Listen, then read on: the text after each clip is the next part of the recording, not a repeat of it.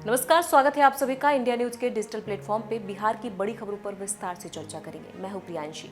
राहुल गांधी को तेजस्वी देंगे मछली लंच, बर्थडे पर रोहू झोर की हो गई डील। आपको बता दें, कांग्रेस नेता राहुल गांधी आज अपना 54वां जन्मदिन मना रहे हैं। इस मौके पर उन्हें बधाई देने का सिलसिला भी जारी रहा। इस बीच आरजेडी नेता और पूर्व डिप्टी सीएम तेजस्वी यादव ने भी उन्हें बधाई संदेश दिया, जिसका शुक्रिया अदा करते हुए एक्स पर राहुल गांधी ने अगले लंच की डिमांड भी रख दी, जो मछली से जुड़ी हुई थी। और फिर तेजस्वी ने तुरंत जवाब देते हुए लिखा, निश्चित भाई, कतला, फ्राइड रोहू और झोर। और फिर अगले लंच की डील भी पक्की हो गई। इससे पहले तेजस्वी ने राहुल गांधी को जन्मदिन की बधाई देते हुए एक्स पर लिखा था कि happiest returns of the day brother Rahul Gandhi, जिसके बाद राहुल गांधी ने रिप्लाई करते हुए लिखा, आपकी शुभकामनाओं के लिए धन्यवाद भाई तेजस्वी।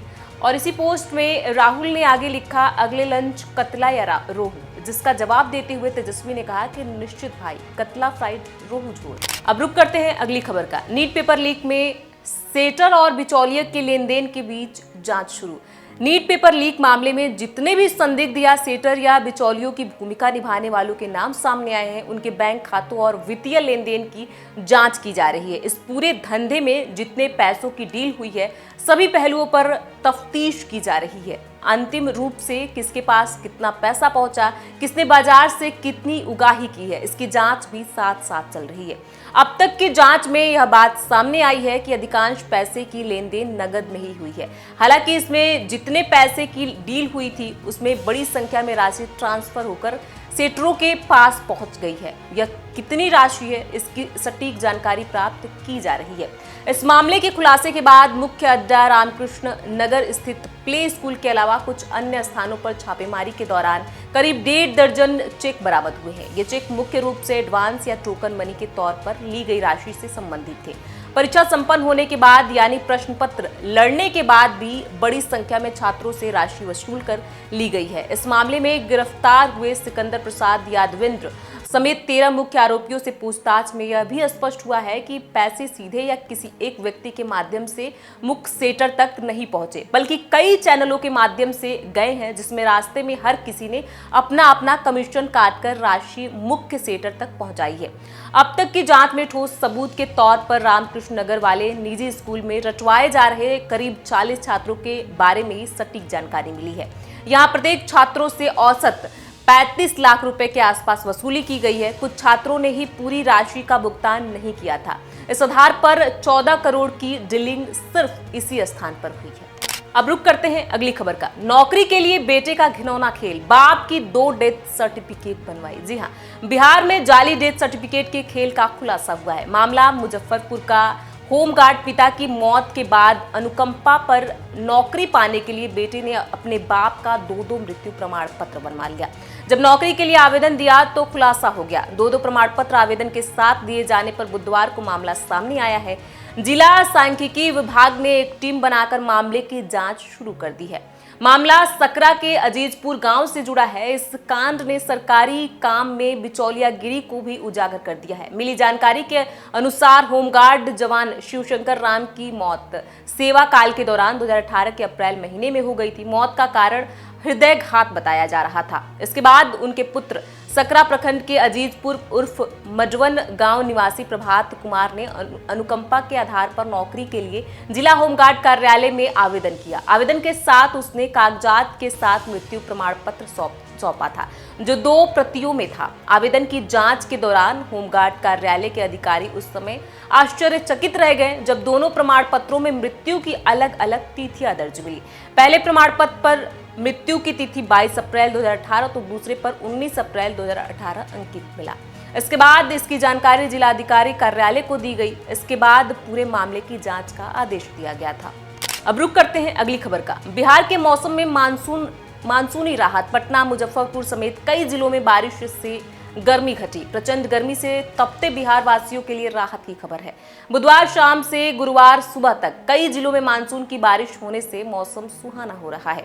आज भी किशनगंज, पूर्णिया, कटिहार समेत जिलों में बारिश का ऑरेंज अलर्ट जारी किया गया है। राजधानी पटना के दानापुर और मुजफ्फरपुर में गुरुवार की सुबह अच्छी बारिश हुई। देर रात पूर्णिया, किशनगंज में तो गुरुवार की सुबह बारिश के साथ तेज पूर्वा हवा के झोंकों ने लोगों को तरोताजा किया। मौसम का मिजाज बदल गया है।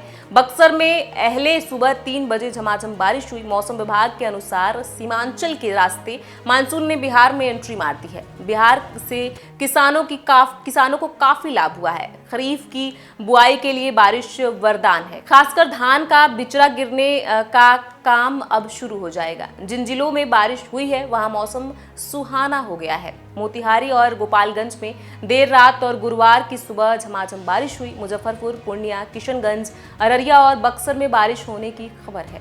राजधानी पटना के दानापुर में हल्की बारिश हुई। इन जिलों में मानसूनी बारिश से गर्मी घट गई है, जिससे उमस भरी गर्मी से परेशान लोगों को काफी राहत मिल रही है। दरभंगा और कैमूर में वर्षा हुई है। किशनगंज के सभी प्रखंडों में 62 मिलीमीटर से 201 मिलीमीटर तक बारिश दर्ज की गई है। अररिया में भी सामान्य से माध्यम बारिश दर्ज हुई है। इसके अलावा जिले के जहानाबाद, सुपौल, सीतामढ़ी, सहरसा और खगड़िया जिलों में मानसून की बारिश होने पर चिलचिलाती गर्मी से लोगों को राहत मिली है। अब रुक करते हैं अगली खबर का। दुबई जाएगी बिहार की सब्जियां, नीतीश के मंत्री ने बताया सरकार का प्लान।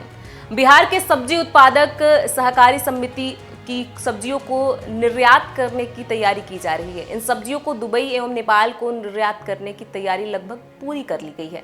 शीघ्र ही यह प्रक्रिया शुरू कर दिया जाएगा। सहकारिता विभाग में बुधवार को सब्जी उत्पादन एवं प्रसंस्करण की समीक्षा बैठक के बाद सहकारिता मंत्री डॉक्टर प्रेम कुमार ने यह जानकारी दी। प्रधानमंत्री नरेंद्र मोदी भी देश में खेती किसानों को बढ़ावा देने के लिए काफी काम करते रहे हैं।